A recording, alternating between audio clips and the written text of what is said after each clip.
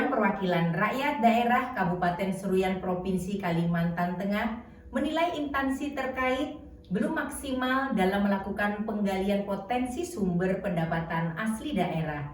Padahal pendapatan asli daerah tersebut keberadaannya sangat penting untuk mendukung peningkatan pembangunan.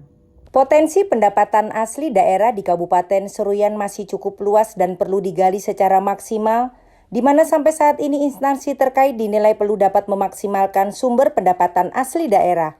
Salah satunya adalah pajak air permukaan yang perlu digali secara menyeluruh. Ketua Dewan Perwakilan Rakyat Daerah Kabupaten Seruyan, Zuli Eko Prasetyo mengatakan, pajak air permukaan memang ditangani oleh Provinsi Kalimantan Tengah, namun sistem bagi hasilnya untuk pemasukan daerah cukup besar, di mana dari sistem bagi hasil yang dilakukan Seruyan akan mendapat 70% dari pajak yang dipungut.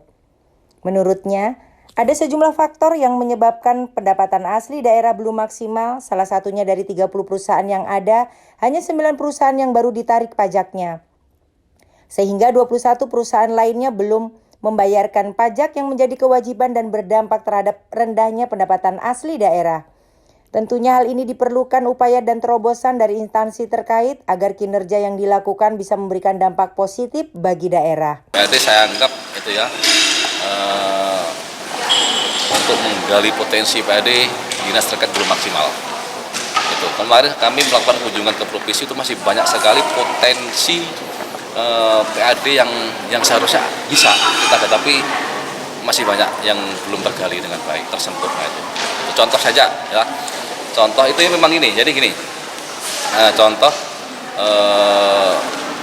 pajak air permukaan itu ditangani oleh provinsi, tapi bagi hasil itu, dan kita gede kok hasilnya, dalam arti dari persentase itu ya. Kemarin saya ketemu dengan kepala provinsi itu ya, Pak Anang Dirjo ya, untuk bagi hasil dengan kabupaten itu kita dapat 70% dari hasil yang dipungut. Politisi Partai Demokrasi Indonesia Perjuangan ini menambahkan, dalam upaya meningkatkan pendapatan asli daerah perlu sinergi antara pemerintah daerah dan pemerintah Provinsi Kalimantan Tengah.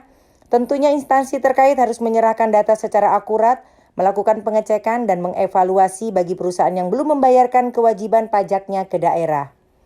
Dari Kabupaten Seruyan Provinsi Kalimantan Tengah, Tim Liputan Sampi TV mengabarkan.